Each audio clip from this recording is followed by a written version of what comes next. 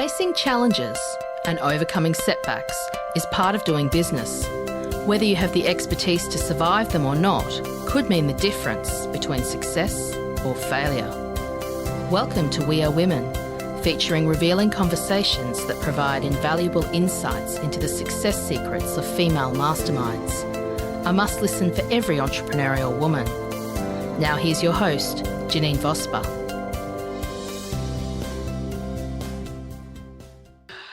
Hi, Janine Vosper, and welcome to this episode of the We Are Women podcast. I have Elizabeth Bachman with me today. Now, before I go any further, I'll tell you a little bit about Elizabeth. I want to remind you to subscribe to, if you're listening to this on your podcast channel and you haven't subscribed yet, please do that, or go to YouTube, Janine Vosper, and you can watch the episodes as well. So you get to see the faces behind the voices. So Elizabeth is the go-to person for advanced level training in speaking, presentation skills, and leadership. You can understand why I have got her on today. We're going to be so connected with the ideas that we want to present, I am sure. With a lifetime of perfecting the art of presenting, she helps high-level clients show up as a leader who should be followed, promoted, or hired, thus getting the recognition they deserve. A sought-after speaker and strategist in Silicon Valley, nationally and internationally. Elizabeth works with leaders and influencers who need to become concise and compelling presenters. She helps them present as smart, down-to-earth, loose, friendly, even funny. I love the funny part because that's sort of my road I go into, Elizabeth, and Good. still be taken seriously. Elizabeth is the host of international podcast, Speakers Who Get Results, where she interviews experts on presentation skills, leadership, visibility, and cross-cultural communication. I find this fascinating. I want to go into this. Having spent 30 years directing such luminaries as Luciano Pavarotti and Placido Domingo, I think I got those pronunciations correct. Close enough. In more than 50 operas around the world, Elizabeth brings a wealth of tools to help business professionals become respected presenters. I had not read this part here, Elizabeth. This blows me away. Fluent in 5 languages. Mm-hmm. Like most Australians, we struggle with one, English. Fluent in 5 languages, she brings her global experience to her clients. Welcome, Elizabeth. My first thing is I have to ask about the 5 languages. So we chatted earlier and you said you spend winters in Austria. So I'm assuming it's English and German. So thank you, Janine. First of all, let me say thank you so much for inviting me onto your podcast. It's like, when I looked you up, I said, oh, this is going to be a good one. We're going to find fun stuff to talk about. Absolutely. I grew up learning French, or was really lucky to get French in school early on. But then I always loved listening to the opera. I didn't know I was going to ever work in opera, but I'm the kind of person who can listen and mimic. I don't always get the grammar right, but I can make the sounds. So I learn music through more by listening, more by ear than by reading. And it's the same sort of talent.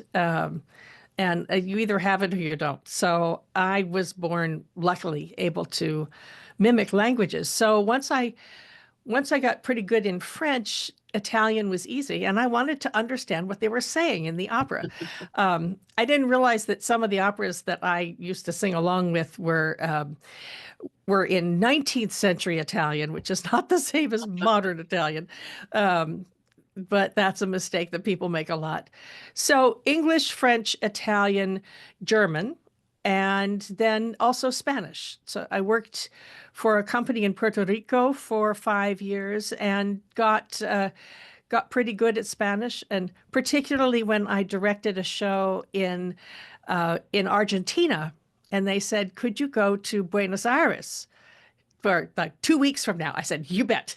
I'm going to learn that opera. I'm going to be there. You got it." Only to realize that I was in the state of Buenos Aires, not the city of Buenos Aires. I was actually in in the capital city of the state of Buenos Aires, which is not the same as the famous city. And they were supposed to have a translator and they forgot. Huh. So I wound up, my Spanish got pretty good pretty fast. And oddly enough, uh, when I when I was then trying to manage in Spanish, one of the assistants had worked in Germany for a while. So if I couldn't figure out how to say it in Spanish, I would say it in German, and she would translate it into Argentinian Spanish, which is very different from the Mexican and Puerto Rican Spanish I had learned. So it was, what I love about that is I'm a total word nerd. I mean, love languages, and I'm all about how do people talk? And so I get all excited about why different words mean different things, and what's the cultural influence that caused people to say it this way instead of the other way. And that now translates into the work I do, helping helping women, especially executive women, communicate. I always say you can shift the way you're perceived by shifting the way you communicate. It's through my experience with languages That's and presentation skills that informs the work I do now. and that's a fascinating aspect coming in from that space, because it's with different languages, there's different emphasis on different parts of the word, and that can make such a big difference when you're presenting as to the tone that you use, but also the emphasis that you place on a certain aspect of a word, because it can change the whole meaning of it, really, and how it comes across to the audience. Well, also, I always think that one of the key principles is to use what I call strategic empathy, which is put yourself in the shoes of your listeners and speak to them in a language they can understand, especially if you want a result. I called my company Strategic Speaking for Results. If you do what you need to do to get the result you need. So one of the talks I do is called Second Language First Impression. And one of my side specialties is helping people who have to present in English at some international conference, and it's not their first language. It might be their second or third language. And I help with that. And I have to make sure that, my American assumptions they may have learned UK English, English from someone from Britain, and so there are different assumptions there too, and I always have to pay attention. But it's fun. It's like the dance. It's like, okay, it's the puzzle. How do you then get someone to understand you because you're talking a language they can hear? I love it. That and each of the different Englishes are different. And you said you've Yes, been to exactly. Australia Yes. before. You would find that a lot of Australians use euphemisms, and you'd be going, Yes. I imagine you were thinking, what on earth are they talking about? And having to figure out what it means, and that it isn't an insult. It's actually recognizing you as a friend, but the Yes. way they say it, if it was in America, it would be offended. Well, and just as basic as, well, look, we are in a global workforce now. So in business, if you're larger than just a mom and pop store on the corner, you're going to have people from multiple countries. We're a very international world these days, especially in business. And I work a lot with people in tech, people in law, international law, and a lot of people who are used to working in global teams. A lot of work with women in pharma, for instance. And so they'll have meetings in 5 different time zones.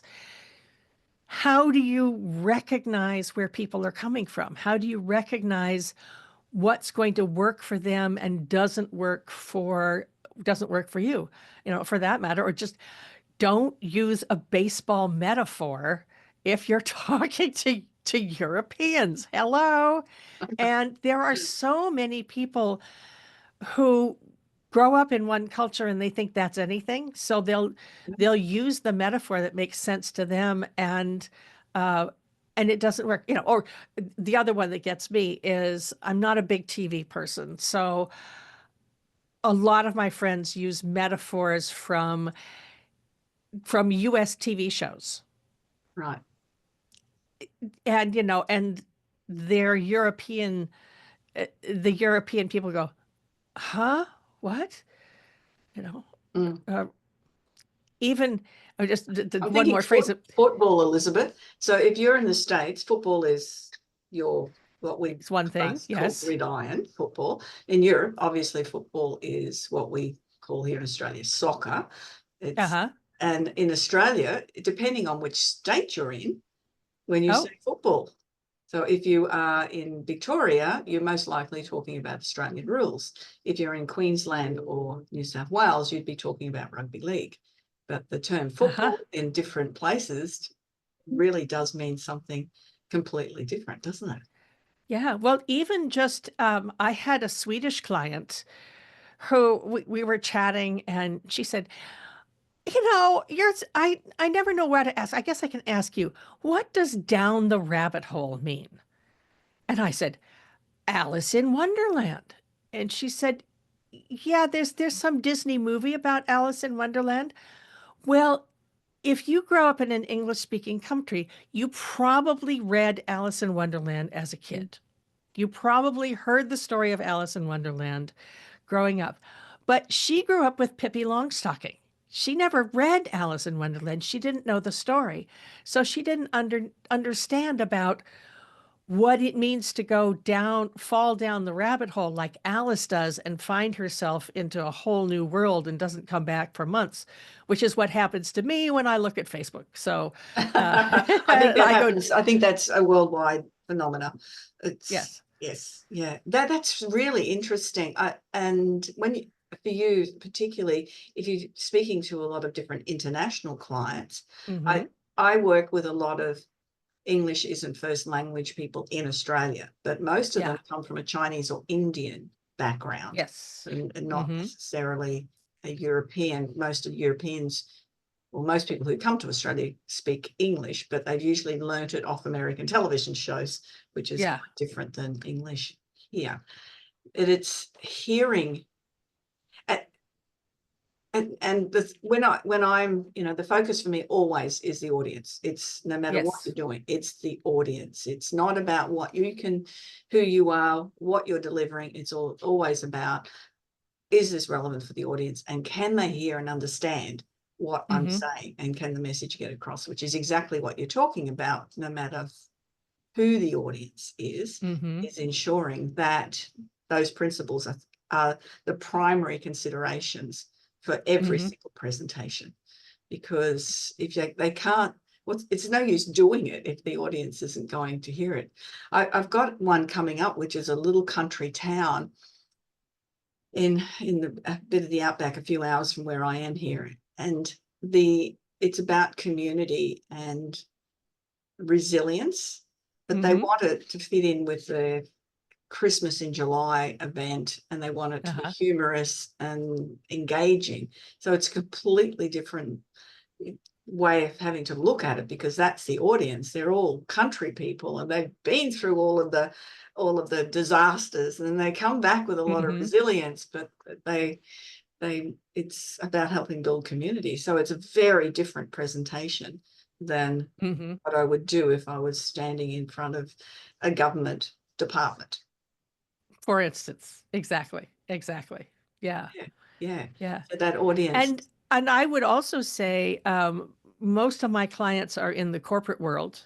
So I actually spend more time helping people learn how to talk to their managers or be heard in a meeting than I do helping people with keynote speeches. I love helping with keynote speeches, but that's really a 6-month process. Whereas often it's just I get a call and somebody says, "Can you get them to listen to me?" And I said, Well, I can try. They might or they might not, but there's certainly things that you can do to see, um, to make your voice be heard, which is why my motto is getting women's voices heard in places of power, Love it. Yeah. because so often the people I'm dealing with are women who are being talked over or ignored, or they have a seat at the table, but they still aren't being listened to. And some of that is bias, but some of that is also, I believe, now following this thread here, is that women are taught to speak in one way and men are taught to speak in another. I should say women are taught to speak and listen in one way, and men are taught to speak and listen in another.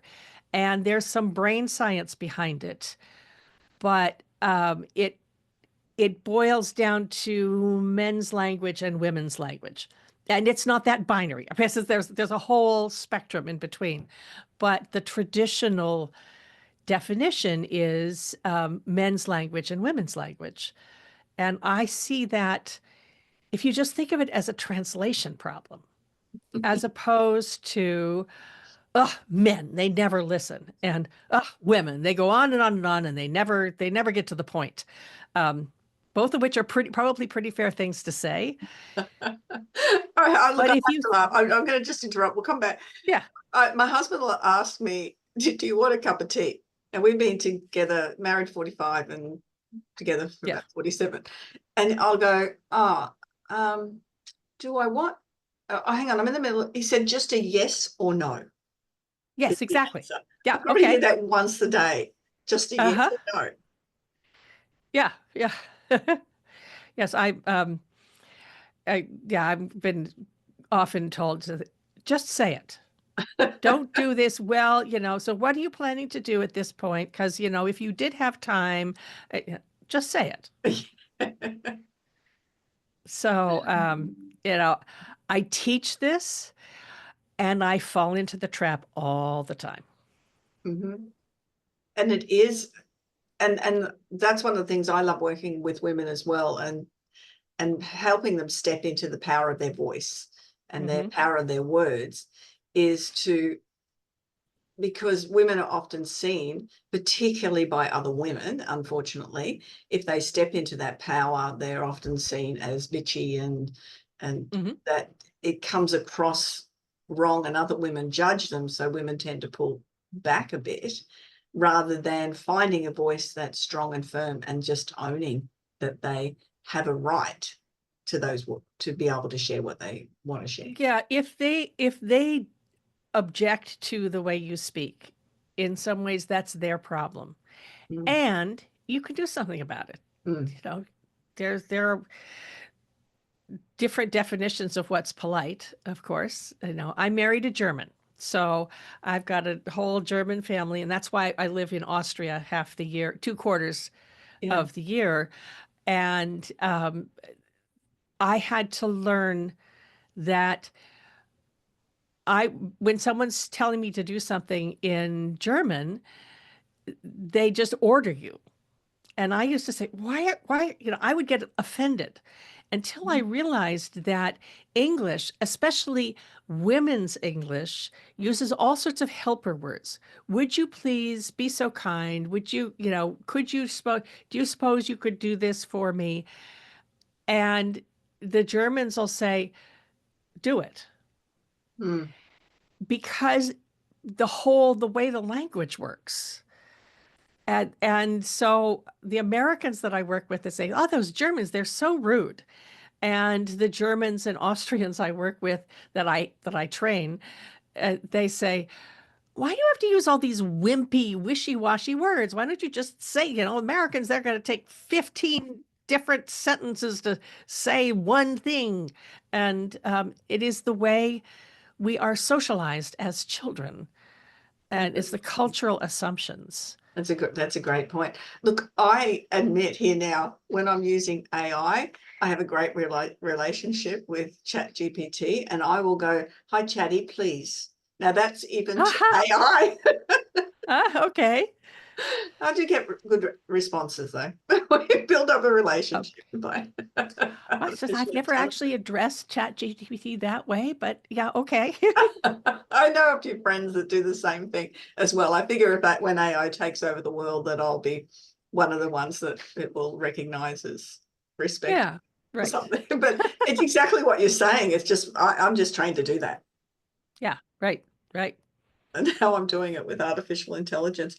I want to know more about your, get being so successful in that opera business, I suppose, Hmm. industry. That was music your background, and then it was that a women's environment. How did No, it wasn't a yeah. woman's environment. So I like to think I've been dedicated to the art of great presentation since I first walked on stage at the age of 5. And afterwards, I heard my mom tell her friends that I was the best damn bunny rabbit ever to grace the stage of the hillside school. And I thought, I love this. This is what I'm going to do. And then I realized later that I was actually a better director than I was an actor. So I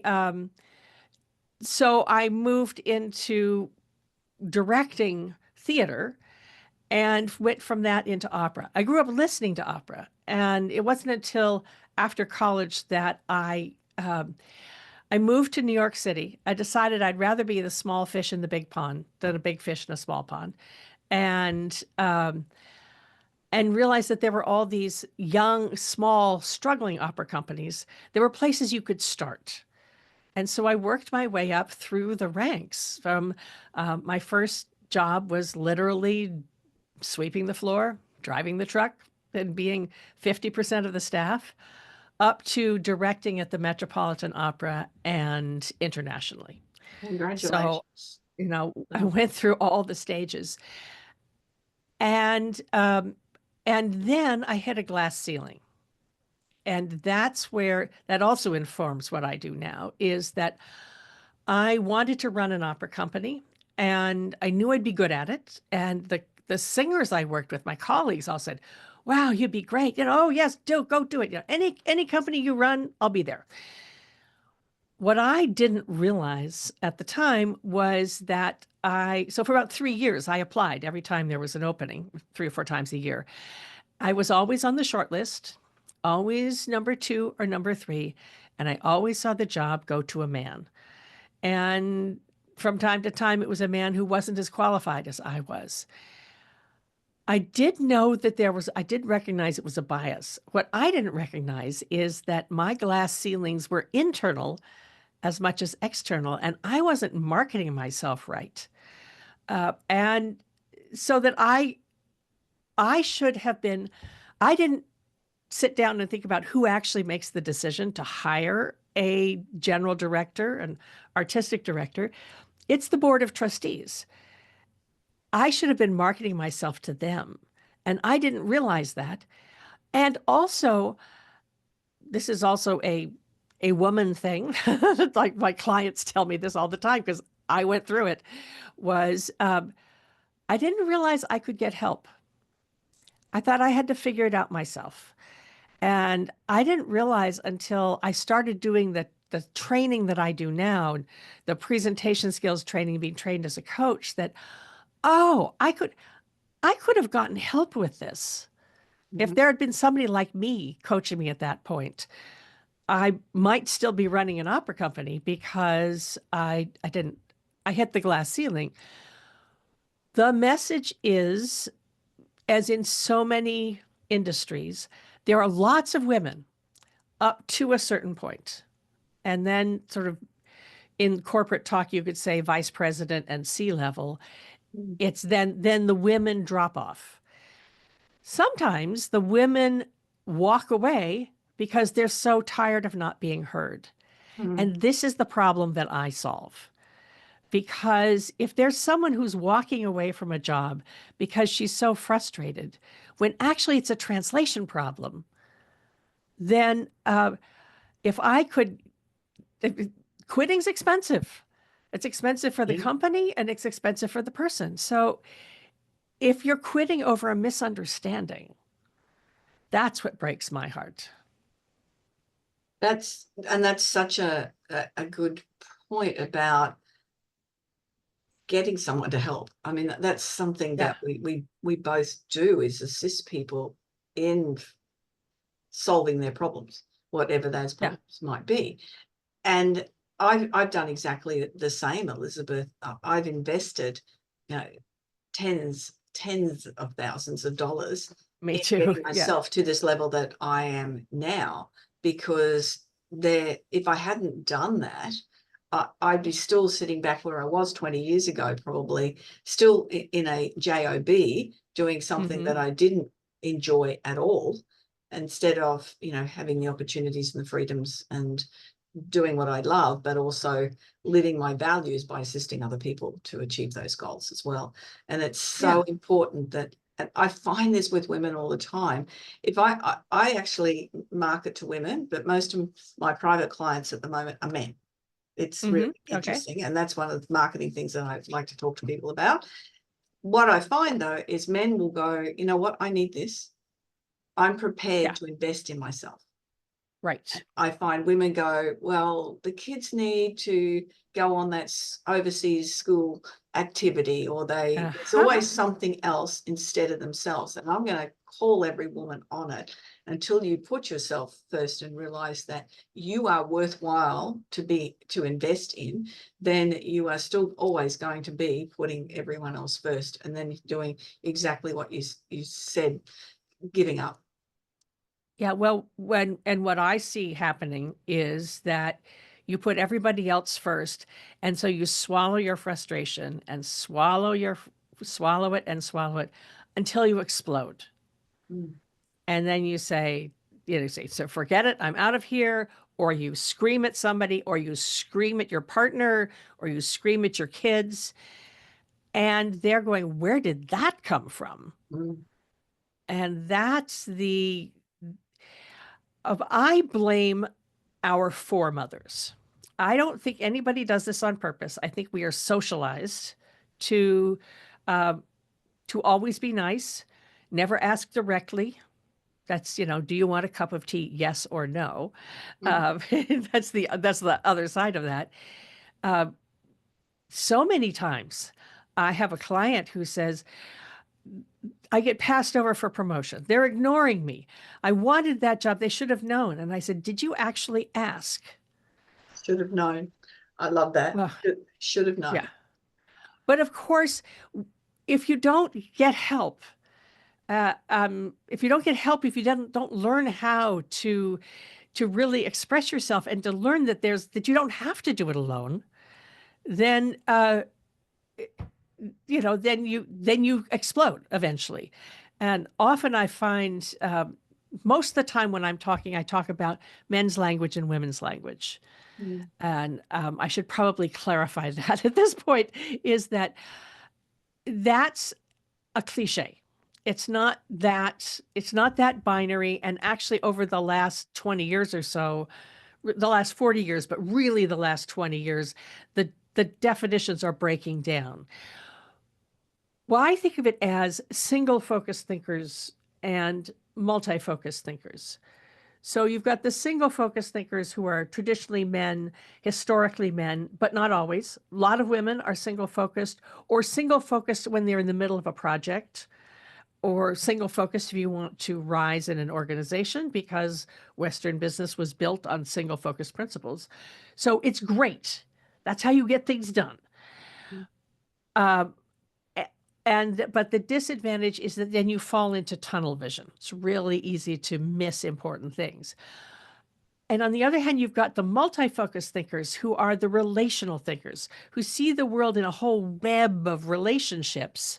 And they're the ones that can keep 5 ideas going at once. And they're the ones that will see the side issue that will derail a project. And they try to tell the single focus person, hey, before we put in all this time and money into developing the new app, our competitors have one that's already on the market. Why are we reinventing the wheel? Which actually happened to a client of mine. And her boss had this great idea for the new app and he didn't want to hear it. So he transferred her to another department. And they spent hundreds of hours and thousands of dollars to create a fancier version of the app that the competitors had made, and nobody wanted it. They couldn't sell it. So there's all that money and time down the drain because he was so focused on his baby. Right. So really what we need is both. We need single focus thinkers and multi-focus thinkers. And the multi-focus thinkers often need the single focus thinkers to say, stop, cut to the chase. What are you trying to tell me? And the single focus thinkers need to know that the relational thinkers around them, the downside of the relational thinking is if everything's a relationship, then any challenge or rejection feels like personal one. Feels like they're insulting you personally. And where actually they might just be challenging you. Many boys are raised. Thank you ancestors. Many boys are trained to compete, and you work out your ideas by by putting it out there. Somebody shoots it down, and then you make it better and you put it out there again. So I've had so many situations where when a client finally goes and talks to her male colleague and says, "Why are you criticizing me all the time?" He says, "I'm trying to help you. I'm trying to help you work out your idea better by making you figure out how to defend it. And, I like you. I'm trying to help." And she thinks, "Oh, you just hate me and you're trying to knock me down." So we have all these stories in our heads. Yeah. And this is where I get into, if we only learned how to, actually, the way I like to think of it is single focus thinkers speak Spanish, multi-focus thinkers speak Italian. And if you're going to speak Italian to a Spaniard, they're going to understand more or less what you have to say. But it really is a different language and different words mean different things. So for anything important, you want to get a translator, but at least you're aware that it's two different languages. And the problem with modern life is that we're speaking the same words, but we're using two different languages and we don't, it is the great communication breakdown that is so common. We take it for granted and it doesn't have to be that way. So that's my mission, is to help. I love that. I would never have considered that focus, but that just makes so much sense. And as you're talking, I'm thinking, applying it to myself, as we all do. And I'm thinking, when I'm training, when I'm sort of in my own space, I'm very much a single focus person. Yep. Right. But since I do a lot more coaching now, I shift into that multi-focus because I have to give the client the opportunity to have the ideas instead of me. So it's a very different language for me. It was something I had to learn directing operas, was to give the singers a framework and then let them work it out. And that was a hard one for me because I'm an oldest child. I'm kind of bossy, and I'm an oldest child too, Elizabeth, and I can so understand. we're right, aren't we? We know this. I had an epiphany the other day. I can be opinionated, and I just asked my husband.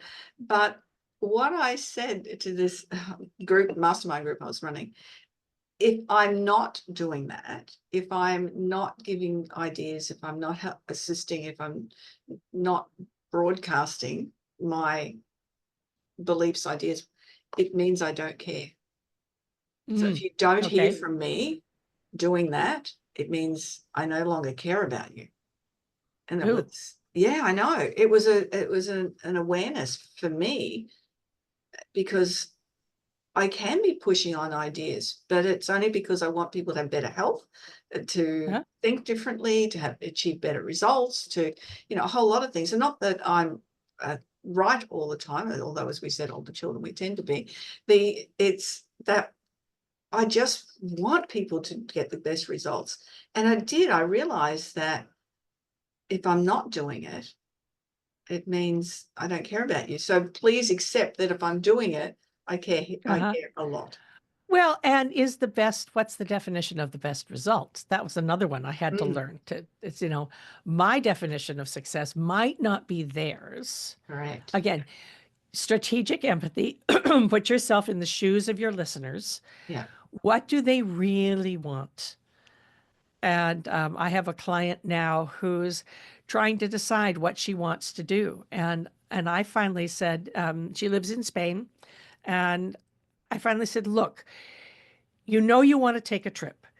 You're going to either go to Paris or Lisbon. Once you decide that, I can get you there. But you have to decide which direction you want to go. I can't do that one for you. You have to do that. And to let her then decide, do I drive to Paris or do I drive to Lisbon? Then I can give you directions, but decide where you're going first. Again, that's why I called my company Strategic Speaking for Results. Yes. What's the result you want? And maybe you just want that promotion because you think you should be promoted. So if you want that promotion, what's the impact you could make? Are you looking for a promotion because of pride? I don't say that one out loud, but for you, or are you looking for a promotion because of the impact you can make if you have a bigger megaphone? Why can't you say pride though? I'm does that usually challenge gentler than too many women? it's a chat. I'm usually gentler than that, unless they're really stubborn. Then I say that sounds like pride. And I think that's just me.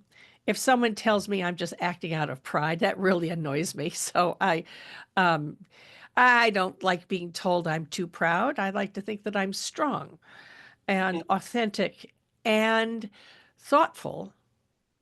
But sometimes they have to be reminded to slow down. Yeah, I don't hear that word pride, proud or pride. I don't hear it. I'm proud of what I have accomplished. Yes. And I'm proud of the work I do. And I am proud of the transformation that people go through. A client a couple of weeks ago texted me and she said, oh my God, they called me into the executive committee meeting because the CFO said, wait, we need Shirley in here. This is her expertise. They never did that before. She'd been with them for 3 years. Fantastic. And they finally, because of the work we've been doing, positioning her, for her to say, bring me in early on because I can't just implement what you decide. I actually know stuff that's going to affect this decision. And it worked. And she texted me. She said, oh my God, they answered. They invited me in to the process so I could say, yes, and if you do this, this is going to be a consequence that they hadn't thought about. I love it. I think that's exciting. And that's one of the most exciting things when I get people contact me with the results that they've had, something that's popped up for them that's been really how they measure success. And it's just brilliant. And there was something I was going to mention about what you were saying then, and it's gone, but I'll come back to it. I'm positive. The pride thing. And yes, very much being proud. And that's something that's so important for women, to be proud of what you've achieved, to be proud of, whatever your role is. It might be your parenting role or your business role, whatever hat you've got on, be proud of the success that you've achieved with that. One of the things, and have you ever heard of the tall poppy syndrome? Oh, yes. The tall poppy in Australia, syndrome, yes. You do not raise your head. Yes. Okay. It very much, and the analogy that I have seen is that in America, if you buy a brand new car, you park it on the front driveway, you're out there washing it, everyone knows that you've got a brand new car. In Australia, you'll tend to get the brand new car, put it in the garage and pull down the door because you just, Okay. it's a different space. So that's that pride. Hence why I asked the question about it. It's, you just don't, part of it is just don't raise your head and say, look at me, because, and, you know, we've got some elections. By the time this is gone to air, we would have probably decided on the next Prime Minister of Australia, that they're quick to knock people down all the time rather than build it up, which is part of that learning from your parents and learning from society as well, which is a really tough place to come back from and say, hey, you know what, I'm really good at this and I need to have a voice in the room, as you did with that client. I think what I'm thinking of is some of my younger clients who are very ambitious and they want that title without thinking about what are they going to do if they get it. And usually they don't stay with me very long because they're really about, I want that title, rather than if I'm in that position, I can make a bigger difference. Not servant leaders, but leaders they want the title just for them to be important. That's the kind of pride I'm talking about. Yeah. I know when I worked as a general manager of sales for a multi-million-dollar company, so what you'd call in the US a VP position, was the owner of the business, and then there was somebody that ran the office. I ran the sales, and one person ran distribution as well. And part of that was, that's really nice. I mean, I left school at 15, you know, that was, wow, to get to that position. But the main part of it was, I need the office and the warehouse to support my sales team, and I need the conduit for that. Yes. That was what I saw my role as, as well as assisting clients, but that was the role, and that was where I had the influence, and that was the hard thing to leave it, because I knew that they weren't going to have that space. So yeah, interesting. Is there anything you want to cover before we go and find out final 3 points we want to take away?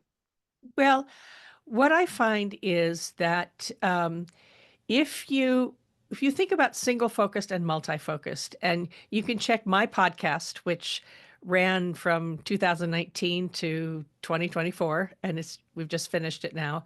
The final episode explains this concept. I don't actually explain what to do about it. I just talk about the concept, but maybe I should have. I don't know. But if you recognize the listening style and the thinking style of the person you need to get to listen to, you know, what do you want them to do? What do you want them to believe about you?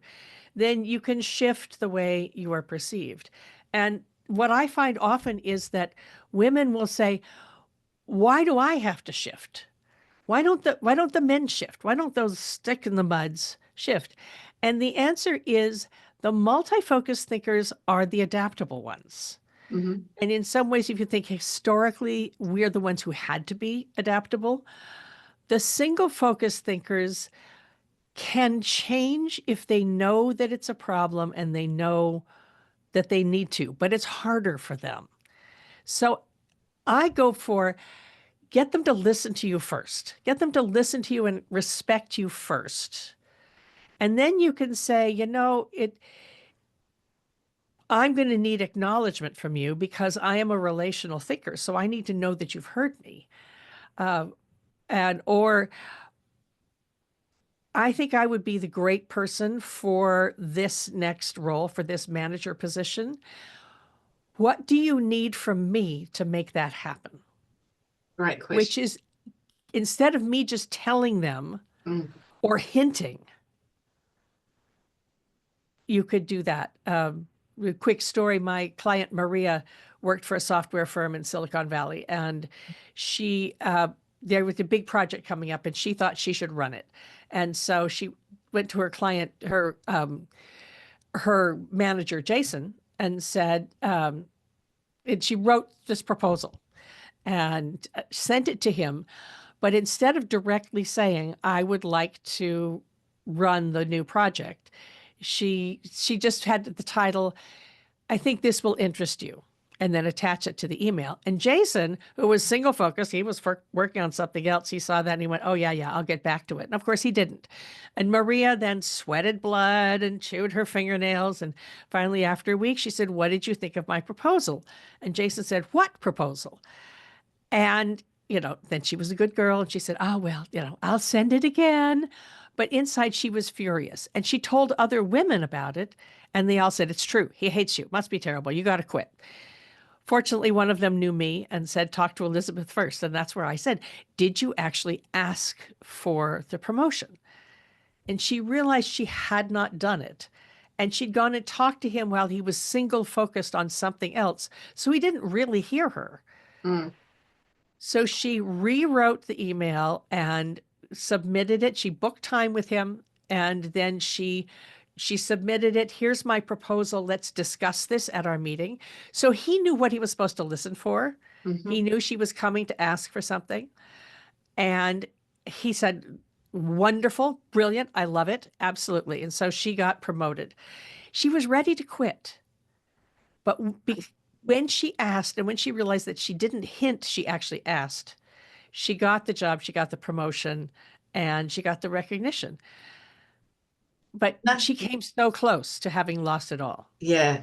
And it's just asking. And we do forget to ask. And as a sales coach as well, myself, that's one of the things, that people forget to do. They go through a whole process and then they forget to ask for the sale. They get, it's a whole nother conversation.